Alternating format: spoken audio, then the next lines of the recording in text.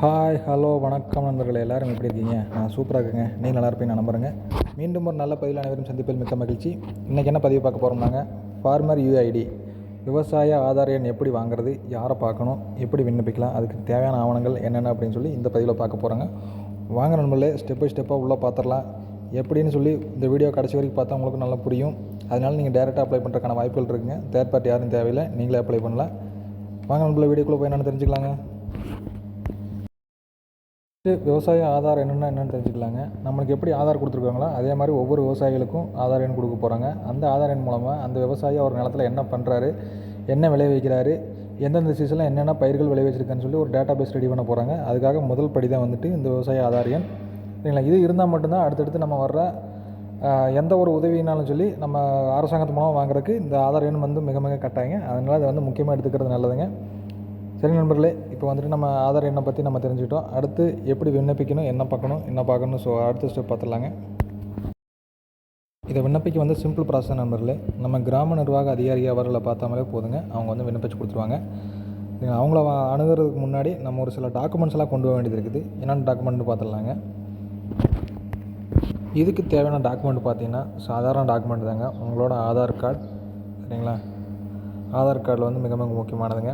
லாஸ்ட்டாக டவுன்லோட் பண்ணால் ஆதார் கார்டாக இருக்கணும். சமீபத்தில், அதாவது ஒரு 10 நாள், ஒரு மாதம் அந்த மாதிரி ஆதார் கார்டாக இருந்தால் ரொம்ப பெட்டராக இருக்குங்க. சரி, அதில் வந்து சிக்னேச்சர் வேலிடேட் பெட்ரு இருந்ததுன்னா ரொம்ப பெட்ரு. சிக்னேச்சர் வேலிடேட் பண்ணி கொண்டு போகிறது ரொம்ப ரொம்ப நல்லதுங்க. சரிங்களா?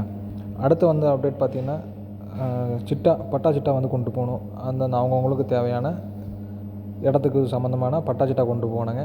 அதுக்கடுத்து அந்த பட்டா சிட்டா பார்த்திங்கன்னா அதுவும் சமீபத்தில் டவுன்லோட் பண்ண இருந்தால் நமக்கு ரொம்ப நல்லதுங்க.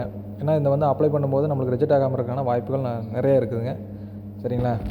அடுத்து வந்து தேவையானது, நீங்கள் ஃபஸ்ட்டு நம்ம ஆதார் கார்டு கொண்டு போனோம்லங்க, அதோட லிங்காக இருக்கிற மொபைல் நம்பர்.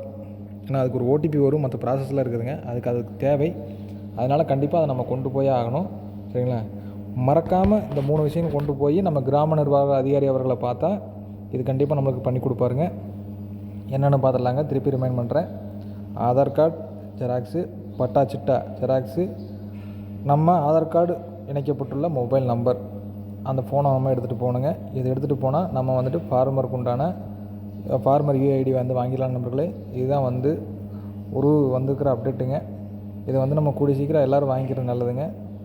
நிலம் வச்சிருக்கிற விவசாயிகளுக்கு வந்துட்டு இது ரொம்ப முக்கியமான தேவை. அடுத்தடுத்து அரசாங்கம் கொடுக்கக்கூடிய நிதியுதவிகள் மற்றும் பயன்கள் அனைத்துமே இதை பேஸ் பண்ணி தான் கொடுக்க போகிறாங்க. அதனால் இதை அப்ளை பண்ணி வாங்கிக்கிறது நல்லது. இந்த வீடியோ மூலமாக நம்ம வந்துட்டு விவசாய அடையாள எண், அதாவது ஃபார்மர் யூஐடி வந்து எப்படி அப்ளை பண்ணுறது வாங்குறதுன்னு சொல்லி ப்ராசஸ் பார்த்துருப்போம். நல்லதொரு சமுதாயத்தை உருவாக்க அனைவரும் கைகோர்த்து ஒன்றிணைவோம். மீண்டும் ஒரு நல்ல பயிர் சந்திப்போம் நண்பர்களே. நன்றி.